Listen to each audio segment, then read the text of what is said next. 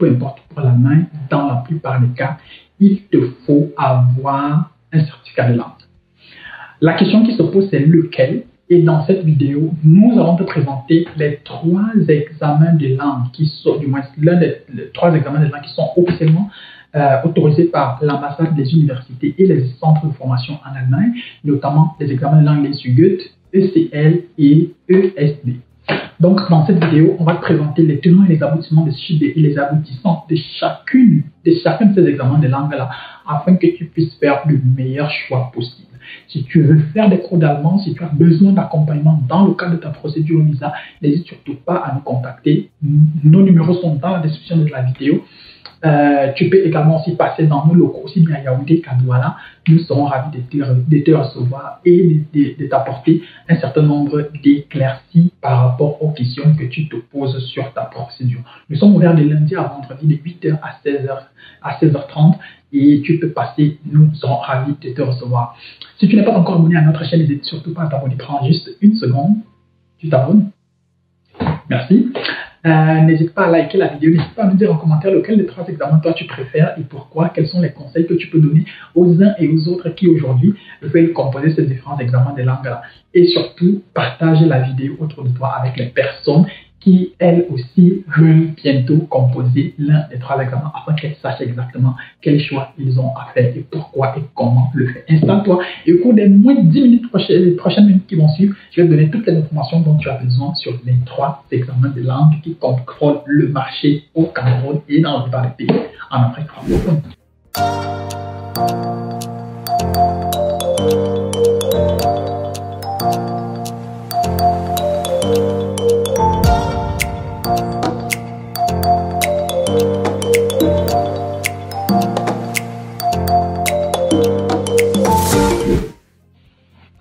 GET, ESD, ECL. On va commencer par le plus connu de tous, GET. Les examens de l'INSU-GET sont les plus connus de tous et ce sont justement des examens, ils sont les plus connus, déjà ils sont les plus connus et ils sont les plus acceptés également aussi par les universités parce que les universités, les centres de formation, etc. Ce que vous devez savoir une chose, c'est que tout le monde n'accepte pas toujours tous les examens de langue. C'est vrai que c'est parfois à tort et à travers, mais moi je peux comprendre. Donc il faut juste essayer de suivre les règles. Si tu veux avoir le maximum de chances possibles, si tu ne veux pas te retrouver dans des situations où il va falloir expliquer ci ou ça, moi, je te conseille de composer les examens de l'INSU-GET. Mais le problème avec les examens de l'INSU-GET au Cameroun aujourd'hui, c'est que beaucoup de personnes ont énormément de difficultés, pas beaucoup de personnes, il y a énormément de difficultés à faire les réservations et je crois que c'est ce depuis septembre, octobre 2023. Il y a énormément de difficultés à faire les réservations. Plus seulement pourquoi? Parce que le site de l'INSU-GET, le site des réservations est tout le temps saturé lorsqu'il s'agit de faire les réservations et ça n'aide véritablement pas ceux et celles qui veulent composer. Et donc, du coup, on se retrouve dans des situations où quelqu'un peut passer 1 mois, 2 mois, 3 mois sans avoir la place pour pouvoir composer, alors même que c'est une personne qui est prête. Par contre, on va toujours, d'un côté, on va vous dire, OK, l'examen de l'INSU-GET, c'est lui qu'il faut absolument choisir. Mais la question qu'on se pose dans la fin, c'est que faire lorsque on n'arrive pas à avoir la place pour aller composer? C'est pas un problème d'argent, c'est pas un problème de préparation, c'est juste un problème que le système de réservation de l'INSU-GET, il est défaillant. Et c'est pas aujourd'hui qu'on le dit, beaucoup de personnes le disent, il y a les apprenants eux-mêmes qui le disent, ceux qui composent à GET le disent, les gens de l'INSU-GET eux-mêmes sont au courant de ce problème et on ne comprend toujours pas pourquoi jusqu'aujourd'hui ce problème-là il n'est pas résolu. Je refuse de croire que c'est un problème technique, je refuse de croire que c'est un problème des systèmes de réservation parce qu'avec toutes les universités qui sont en Allemagne, avec tous les ingénieurs informaticiens qui sont en Allemagne, je doute que ce soit la construction d'un système de réservation comme celui-là qui pose problème. Je doute que ce soit un problème de capacité ou je ne sais pas trop quoi. Et voilà, on a juste envie de croire qu'il y a une sorte de volonté à décourager du mieux que possible le maximum de personnes qui veulent venir en Allemagne. Ce qui est plus ou moins dommage, ce qui est plutôt dommage, parce que si vous voulez décourager, dites clairement que vous ne voulez pas que les gens viennent en Allemagne, et les gens ne viendront pas en Allemagne. Mais quand on se retrouve dans des situations où les enfants et les parents investissent énormément d'argent pour faire les cours de langue, mais au final, ils n'arrivent pas à composer, c'est extrêmement frustrant, c'est extrêmement énervant, et il y a beaucoup de personnes qui finissent par baisser les bras à cause de ça. On veut bien pousser le maximum de personnes possibles à aller composer les examens LSUG, mais qu'est-ce qu'on peut bien faire lorsque les gens n'arrivent pas à avoir la place pour pouvoir composer? C'est la question à $1 million. Cependant, étant donné que le système LSUG dérange énormément, il y a des alternatives. L'une des alternatives, c'est notamment ESD. ESD, donc E avec umlaut, le S et le D, c'est le test de langue officielle autrichien, donc l'allemand pour l'allemand autrichien, et il est également aussi connu à l'international, donc il est également aussi validé aussi bien par les écoles de formation que par l'ambassade et les universités, etc., etc. Donc lui aussi, il est reconnu. Seulement, déjà, pour ce qui est de l'examen de B1, l'examen du B1 de ESD et celui de Goethe, c'est exactement le même, donc ce qui fait que le modèle il est le même. Parfois, il y a certaines personnes, on m'a fait comprendre même qu'il est possible. Par exemple, si tu as composé d'abord à Goethe et puis tu as réussi 2 modules, il est possible d'aller compléter les 2 autres modules à ESD. Ça, c'est possible. Mais avec le B2, ce n'est pas possible parce que ce n'est pas la même philosophie qui se cache derrière l'examen et donc ce n'est pas véritablement admis. Et donc, du coup, ce qui se passe, c'est quoi? C'est que beaucoup de personnes se retrouvent donc avec, par exemple, ESD. Pour ce qui est de ESD, moi, le reproche que je peux leur faire, du moins c'est ESD Cameroun, hein, le reproche que je peux leur faire, c'est qu'ils ne communiquent pas assez. Ils ne communiquent pas assez. Si on compare la stratégie de communication de l'Institut Goethe aujourd'hui et celle de ECL, par exemple, sur lequel je vais revenir tout à l'heure, ils sont dans une stratégie très, très offensive, alors que ESD, on a l'impression qu'ils sont un peu en retrait. Très peu de personnes sont au courant qu'ils existent même. Très peu de personnes savent exactement où ils se trouvent, même que ce soit à Douala ou à Yaoundé. Je crois qu'ils sont également aussi déjà du côté des Tchang. Bon, je ne sais pas si on peut composer ESD à Yaoundé ou à Tchang déjà, mais je suis sûr d'une chose, c'est qu'on compose ESD à Douala, mais donc je ne sais pas si dans les autres villes c'est déjà possible. Et donc, il y a également aussi ça. Par exemple, Goethe, on ne peut composer Goethe qu'à Yaoundé. Je vais revenir tout à l'heure sur ECL, qu'on ne peut composer qu'à Yaoundé pour l'instant. ECL, ESD, je crois que pour l'instant, également, ça devrait être seulement Douala. Bon, vous pouvez me corriger, je peux me tromper sur cette information-là. Je n'ai pas l'information la plus actuelle concernant ce point, ce détail. Et mais qu'à cela ne tienne, ESD, par exemple, il y a une sorte d'opacité autour, et puis il y a également une sorte d'indisponibilité même des documents de préparation pour les différents examens, notamment les examens du B2.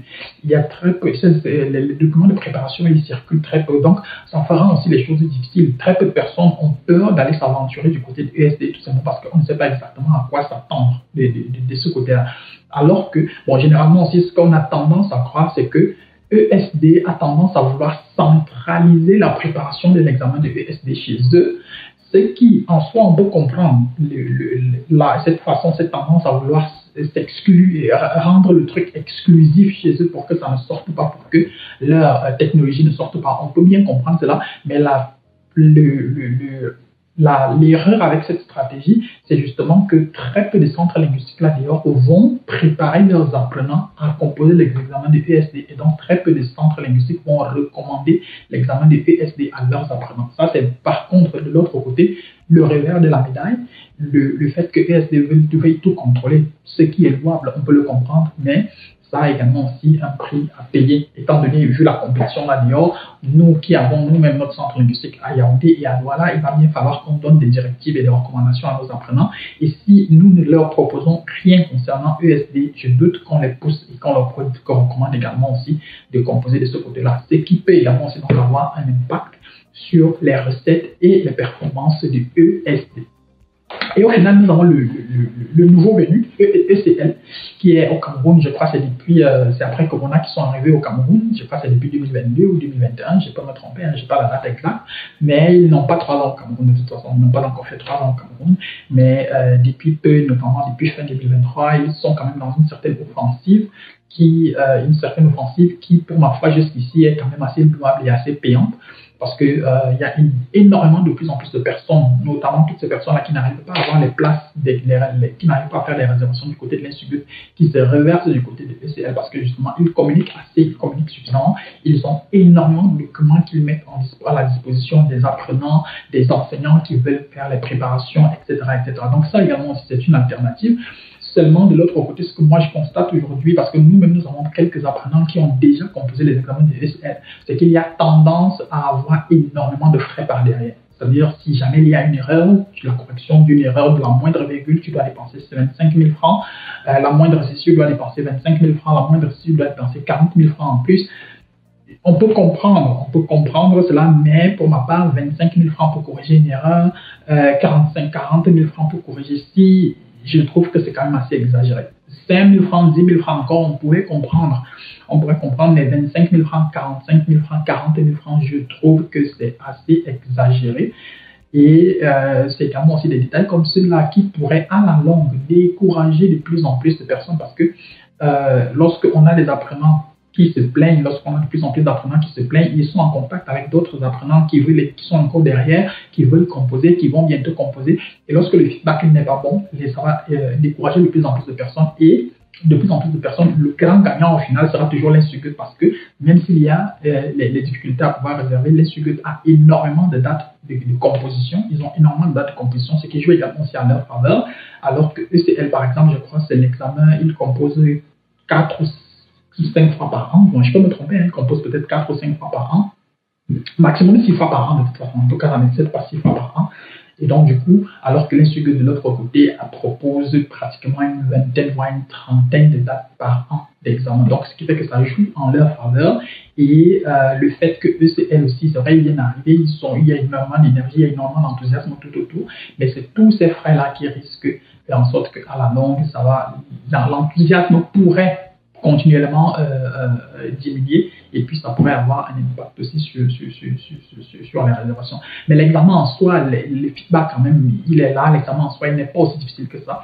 Et notamment, il y a quand même aussi quelques avantages, notamment l'un des plus gros avantages avec ECL par rapport aux autres, c'est le système de modulation, c'est-à-dire les examens sont regroupés en 2 modules, l'écrit et l'oral, donc le Hören et le Sprechen sont en un seul module et dans les 2 modules, tu dois juste avoir 60. Donc, si par exemple, au Hören, tu as 45 et au Sprechen, tu as par exemple 80 ou 70, on va additionner 45 plus 70 et puis si les deux dépassent 60, alors tu vas valider ce module-là. Alors que du côté du Goethe et du côté du ESD, tu dois réussir chaque module de façon indépendante, donc, ce qui n'est pas la même chose. Même chose également aussi, l'autre avantage que je trouve également aussi chez ECL, c'est que pour ce qui est du Sprechen, tu as par exemple la possibilité de choisir la personne avec qui tu vas passer l'examen, ce qui n'est pas la même chose à Goethe. Et donc l'avantage avec le fait, la possibilité de pouvoir choisir celui avec qui tu vas passer l'examen, c'est que vous pouvez également aussi bien vous préparer.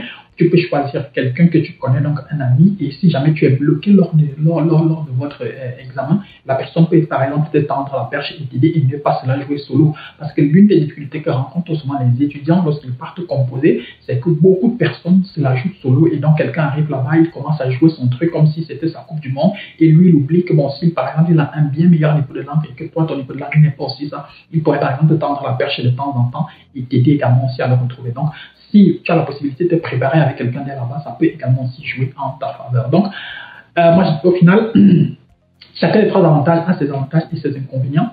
ECL et EST, ils ont l'avantage au niveau du système de réservation qui est assez simple. Donc, on peut facilement avoir la place. Maintenant, le problème avec ESD, c'est au niveau de la préparation. La préparation, elle est plus ou moins exclusive du côté de ESD, où il n'y a pas beaucoup d'enseignants qui sont déjà frottés à ce système-là et donc qui le maîtrisent. Pour la plupart des cas, il faut faire des cours de langue ou bien des cours de préparation à ESD, ce qui ne passe pas toujours. Du moins, c'est un discours que beaucoup de promoteurs de centres linguistiques n'admettent pas. Bon, je peux le comprendre, même je suis promoteur d'un centre linguistique. Maintenant, pour ce qui est de Goethe, l'examen, il est là, il est internationalement reconnu, le plus reconnu d'ailleurs, mais le problème au Cameroun, c'est celui des réservations. ECL, nouveau venu, il y a l'enthousiasme, mais on se rend compte qu'il y a énormément de frais cachés qu'on ne communique pas toujours assez. Parfois même qu'on communique, mais c'est lorsqu'on arrive à des situations où quelqu'un doit se retrouver en train de payer 25 000 pour une virgule, 25 000 ou 40 000 ou 45 000 pour ci ou pour ça, ça peut devenir embêtant. Donc, voilà les 3 choix. Chacun peut plus ou moins regarder ce qui lui convient le mieux. Et en commentaire, vous pouvez également aussi me dire lequel des examens vous préférez, lequel des examens vous pouvez le mieux recommander, pourquoi, comment. Et on sera ravis d'échanger avec vous. Si tu veux faire des cours d'allemand, si tu veux avoir un suivi pour ta procédure des visas pour la main, n'hésite surtout pas à nous contacter. Nous serons tout le temps ravis de t'apporter notre expertise et notre savoir-faire. D'ici à notre prochaine vidéo, porte-toi bien, bien les choses à toi. Ciao, ciao.